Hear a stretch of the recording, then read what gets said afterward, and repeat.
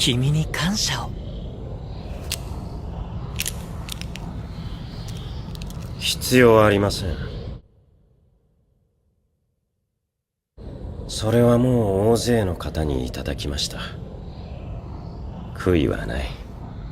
Yo, what's up everybody? It's your boy Reggie here, back with you for another video. Welcome back to the House of Animation, where we have discussions and reviews about our favorite anime and cartoons. And for today's video, I want to talk about everyone's favorite blonde-haired badass mentor, Nanami. I really want to talk about how, to me, Nanami is really the best mentor in JJK. And yes, I mean a better mentor than Gojo. But not because I feel like Nanami was a better mentor to Yuji, but because he was a better mentor to us. Not that, fuck it, a better mentor to me. Nanami to me is an example how sometimes doing the things you're supposed to do, going on that hamster wheel of meaningless life over and over each day, can sometimes just make you want to blow your brains out. And he's someone to me that broke that hamster wheel. He's someone I feel like that represents me in a lot of ways going through this whole life thing. But I'm getting too ahead of myself. So for now, just make sure to like, comment, and subscribe to the video. It really helps the channel and we appreciate it. Let's drop the intro.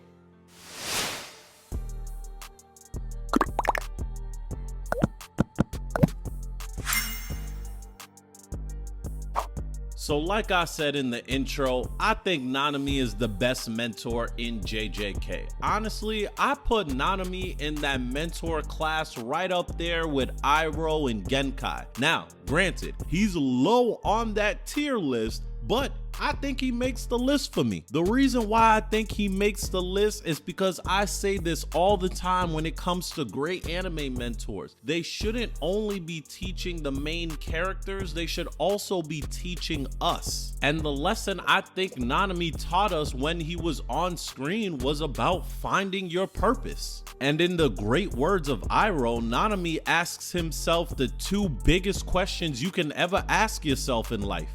It's time for you to look inward and begin asking yourself the big questions. Who are you? And what do you want?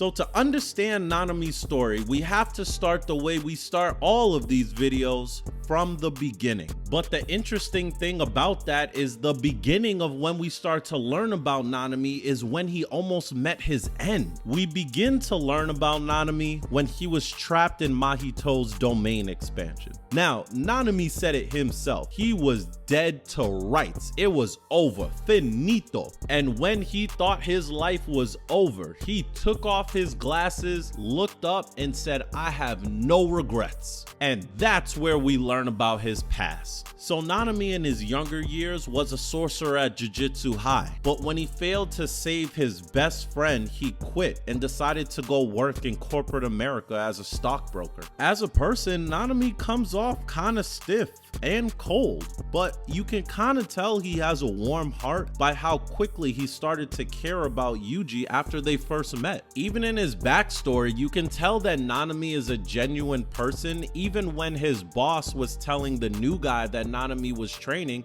he was telling him to not even care about the clients and just try to make as much money as possible. Nanami fought back against that and said, no, we should care about our clients and care about their money just like it was our own. So even with that short interaction, you could tell at the very minimum that Nanami's not a scumbag. So in this hamster wheel of Nanami's life, he goes into this bakery and meets this young lady who's just really cheerful and happy. She just seems like she enjoys her life and enjoys the place where she is. While Nanami, on the opposite hand, comes off bland, cold, and to be honest with you, a little bit rude. When you see them, you can almost see them as like the polar opposites of each other. Nanami even sees a curse that's hanging around her shoulder, but he does nothing about it, really just because he feels like it's not his problem. See, and at this moment, I feel like Nanami represents a lot of us, because when he goes back to work, we can can see Nanami working long hours, working hard at his job. He works night and day, not thinking about his health or his sleep. His one mindset, his one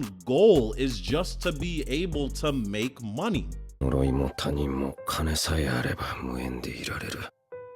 金、金、金。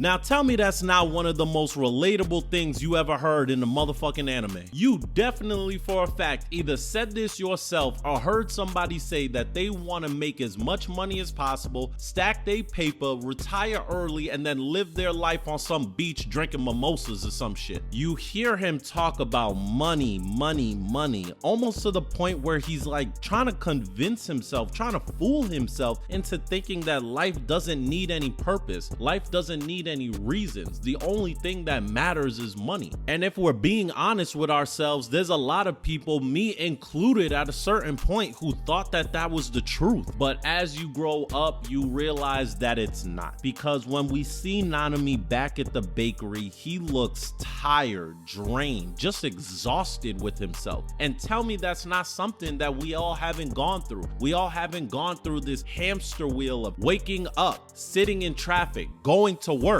sitting in traffic, going back home, watching some TV show, going to sleep, and then waking up to do the exact same thing the next day. At a certain point, you can feel like all of this shit is just fucking pointless. When Nanami talks about his job and his role in society, he just expresses how pointless it is, how pointless everything is, and no one would even miss him if he was gone. However, the baker, with her simple job to make food, is happy and cheerful and actually provides a purpose to people's lives, and people would actually miss her if she was gone. And with this short interaction, we can see that Nanami has a change in his mindset, and it's a change that I think all of us need to have. Nanami decides to kill the curse on her shoulder, and after he does, she shows immense gratitude. With that simple act of killing the curse, with her simple act of thanking him and showing him gratitude, Nanami realizes that he does have a purpose. He does have a reason for waking up every day, and he decides to call Gojo, and he decides to become a sorcerer again. Now, don't think the conclusion I'm trying to come to is something as so simple as quit your job, go find yourself, become a painter. Nah, I'm not gonna say none of that shit. But what I will say is that I really think it's important for people to find their purpose, find their reason for waking up every day, and finding something that you feel like actually makes you happy and provides something to society. I love making these YouTube videos. I love talking about these themes and conclusions that I would have in my mind after watching something most people would probably think is stupid, like anime.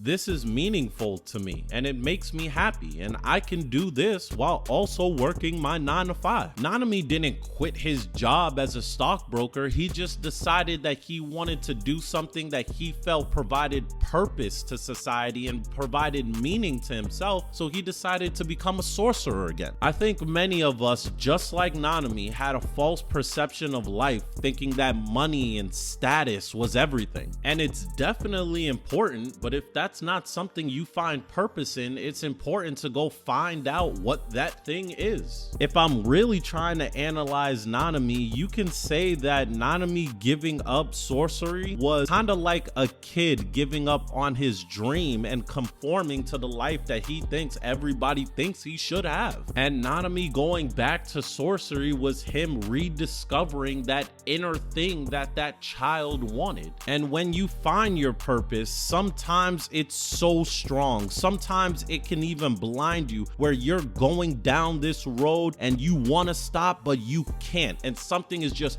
pushing you forward every step of the way. That legendary scene where Nanami was half dead fighting all of the curses, really on his last leg, ready to collapse at any moment. Nanami is pictured going back and forth fighting those curses and being on a beach, and to me that represents his happy place. That represents him fulfilling his purpose, being at peace. So when we go back to the beginning of this, when Nanami was trapped in Mahito's domain and then he smiles, that's because when it comes to your purpose, you have no regrets. And that's one of the best lessons I ever got from a mentor. So comment below and let me know what you think of the video. Do you think Nanami was the best mentor in JJK? Do you feel like Nanami's lessons of purpose is something that you can even take in your life? Comment below and let me know. But with that, I got nothing left for this video. So, peace.